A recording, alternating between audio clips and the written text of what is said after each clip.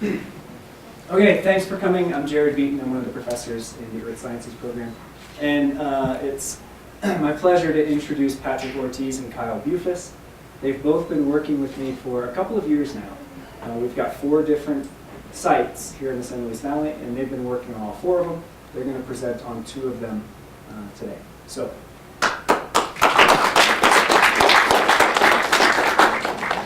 All right, thank you for attending. All right, my name is Patrick Ortiz. This is Kyle Bufis. We're physical geography majors here at Habitation State University.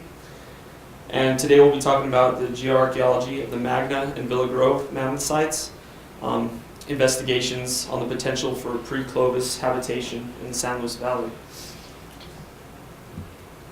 The purpose of our project was to assess and analyze the potential for finding cultural remains of pre-Clovis people in the San Luis Valley. Our objectives were to conduct soil stratigraphic fieldwork, develop and describe geologic setting at each site, and collect materials for radiocarbon dating, and then also evaluate the potential for finding buried in situ, which means in place, means that there was a period of stability, and if artifacts were dropped, they would be in that layer, and also early human culture artifacts at the site in general. This was student-led by students from Mammoth State University from the geography program and anthropology program under the supervision of Dr. Beeton. And we spent 4 weeks in the summer of 2012 conducting the fieldwork. So the dominant theory that was established in the 1980s was that people came into North America via the Bering Strait route after the ice sheets that were in North America had retreated. But a new theory that's developed in recent archaeology is that there was actual coastal route that people took, that actually they were here before 13,000 years ago. And there's been evidence at various sites around the world in South America. There's actually a site in South America that was dated to 17,000 years old.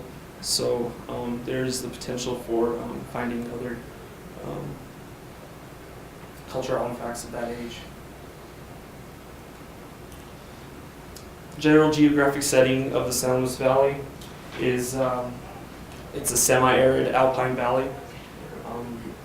The valley bottom has a pretty high water table, and the San Juans and San Andres have evidence of glaciation throughout history. And the valley bottom just kind of has, we all see it, greasewood, rabbit brush, all that sorts of vegetation and sandy soils. And we focused on these 2 sites, the Villa Grove and the Mammoth site, located in the northern portion of the valley. And what we're really looking for is paleo wetlands. There's been studies in the past, in past work that shows that they're attractive to paleo-Indian populations, and they're characteristic of having peats, silts, and clay deposits. We also looked for periods of stability, which would yield buried soil. This is where they would drop an artifact, or after working with tools, potentially drop a tool. So we looked for indication of buried soils, and we looked for layers that could potentially be between the pre-Clovis age, 13,000 to 18,500, which we would then sample for carbon-14 dating to see if the sediments were that age. And also looking for in situ artifacts or bones, which could potentially be used for carbon-14 dating if they were in that horizon that was 18,000 to up to 13,000 years old. And this kind of just shows you the landscape of a paleo wetland. This is actually the Scott Miller site. kind of just shows, you can see different layers of peat. The darker would be organic silt, and windblown sediments would be on top of those. The methods we took were, we had to gain the proper permission for land access at all of these sites. And also we looked at the geologic context by doing infield soil analysis by digging trenches and transects. We looked at soil color, stratigraphy, structure, grain size, root casts, and kind of just categorize these based on those. And also took samples for radiocarbon dating, which we sent out and got numerous dates on the most of the layers.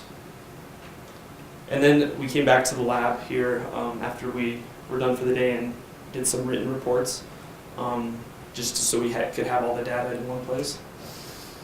And the Magna site was the first site that we looked at. A little bit of background on it.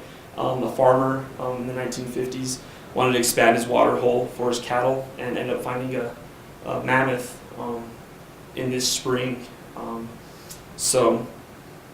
So eventually some institutions found out about it, and University of Colorado Field School came to excavate the mammoth in the early 1970s.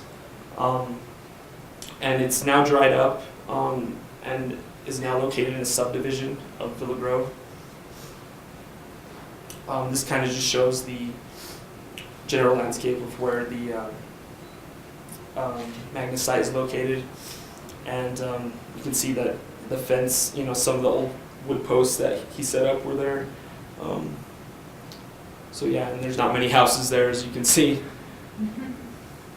What we found here was that in the peat there was visible roots, which is kind of how we categorized it. The surface was sort of just slump from the trench they dug back in the 1970s. So it was really unconsolidated, mixed up material, so we kind of didn't really want to focus on that at all. So we started with the peat, visible roots, high organic content, the next layer down, and the peat was dated to 3,000 years old, so a little younger than what we were looking for. But the organic clay beneath was a little older, about 3,000 years, give or take, older.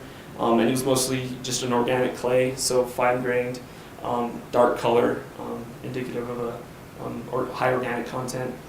And then the poorly sorted cobbly clay is actually the layer where the mammoth was excavated. But the report we have, the only report written on this site, doesn't say exactly what part of the trench the mammoth was taken out of. And we also don't have carbon-14 date, radiocarbon date on the poorly sorted cobbly clay. So further investigations, probably this summer with Dr. Beeton, will entail trying to find datable carbon-14 material, in the poorly sorted cobbly clay. And here was some fragments of mammoth tooth that we found, so we know this was the right spot when we came to investigate. All right. So the other site that we looked at was called the Villa Grove site. It was about 40 miles north of Alamosa.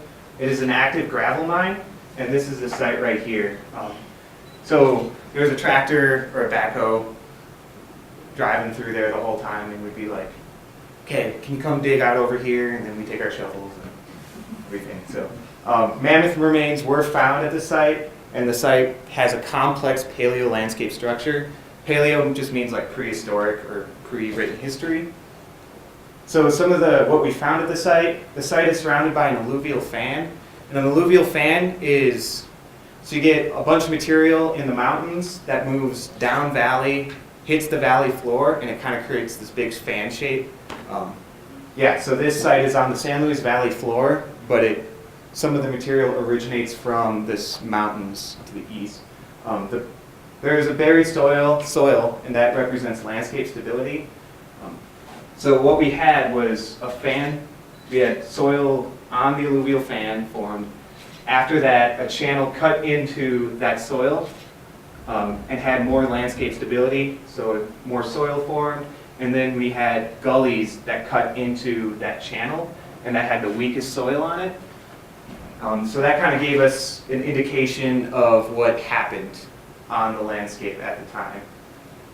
So results, here's a picture of the soil from the alluvial fan. This is the most well-developed soil. And then here's the channel fill. The channel was about 20 meters in length, so it was a big channel.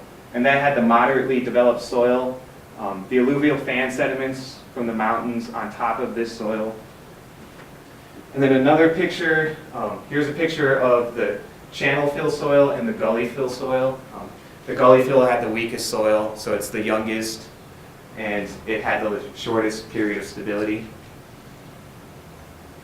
So the location of the mammoth bones is, we found them in 2 places, and the first one was in the gully right here. And it was pretty cool because this is like 20 meters below the modern day land surface, so everything else was dug out. And we were following this ancient stream bed with we were following this ancient stream bed, and we could tell because it was all gravelly kind of river material. And so this is a mammoth rib bone that we found, and it's in the bottom of the gully, but also we found it on top of the channel fill. And we think that was from flooding events, because if you had water coming down and it was flooding, the water would spill over the top of the banks and deposit on the channel. This is a picture of the mammoth rib bone as we found it. One of the things that we think why people were here was because the bones of the mammoth had what are called spiral fractures. And those are fractures from a twisting force. And the archaeologist on the site thinks spiral fractures on a mammoth bone can only be caused by humans, because there's just too much force that would go into creating a spiral fracture from any normal animal or normal process. And not only that, but it has to be relatively fresh bone, so it can't be all dried up and cracked up. And so I'm not sure if this rib bone had a spiral fracture, but several of the bones of the mammoth did have spiral fractures, and it could be caused by humans like wanting to get to the bone marrow, or like chipping the bones for tools or anything like that. We don't know why, really. And so some of the animals that we found, or animal remains that we found, were camel bones from an extinct camel of North America. We found dire wolf teeth. They're about 5 feet tall. So it's a really scary wolf to me. And then ancient horse teeth, this is the jaw from an ancient horse. You can kind of see the teeth right there. And then here's a bone from the horse stew. So pretty cool selection of Pleistocene megafauna at this site. And so some of the questions that this research brought up is that, well, first of all, changing water tables, wind, climate, and glacial processes in and around the valley are represented in all these sites. So it's pretty cool because you can look at the soils at these sites, or the sediments, and kind of get a picture of what the environment was like 18,000 years ago. And yeah, it's pretty fascinating to look at. For the Magna site, the original report was unclear where the mammoth was found in the bottom layer. It could have been deposited in the top part of the bottom layer, or the bottommost area. That'll affect the date because it takes time for that layer to accumulate. And then how old is that bottom layer? We aren't really sure. That layer is hard as a rock almost. Trying to dig into it was not very fun. It took a long time just to get a small sample of it. And we couldn't really find any organic material to carbon-14 date it, because you can do it that way, but we couldn't find it. One of the ways that we could date it is OSL, or optically stimulated luminescence. And that's kind of, you can figure out when a mineral was last exposed to sunlight. So when it was buried underneath the landscape. We haven't done that yet, but that is a possibility for the future. And then for the Villa Grove site, where is the rest of that mammoth? We only found kind of little bits of remains, a bone here, a bone there. We never found the entire thing. and we don't really know where that mammoth is. To find the mammoth, we were trying to follow those gullies that were in the channel fill, but there was a lot of gullies to follow and a lot of dirt to dig out to follow those gullies. So it's pretty difficult to follow it well, and also it could just be under the parking lot of the area. That's the frustrating thing of this science. You just don't know where it is or if it exists. And then all other spiral fractures man-made. More research outside of ours would probably have to be done in order to confirm that, because I personally don't know a lot about spiral fractures, but there is research being done on mammoth spiral fractures and seeing how they can relate to humans. And so, yeah, some acknowledgments. The Denver Museum of Nature and Science gave us the grant money to complete this project. Dr. Jared Beeton was kind of the mentor of the whole thing and helped guide us for everything. All the other volunteer geoarchaeologists, it wasn't just Patrick and I, there were many other people who were out at the sites digging and everything and helping with that. And then we want to thank Student Scholar Days for giving us the opportunity to present it. And then this is a picture of the crew working hard at the Villa Grove site. And thanks for listening. Is there any questions?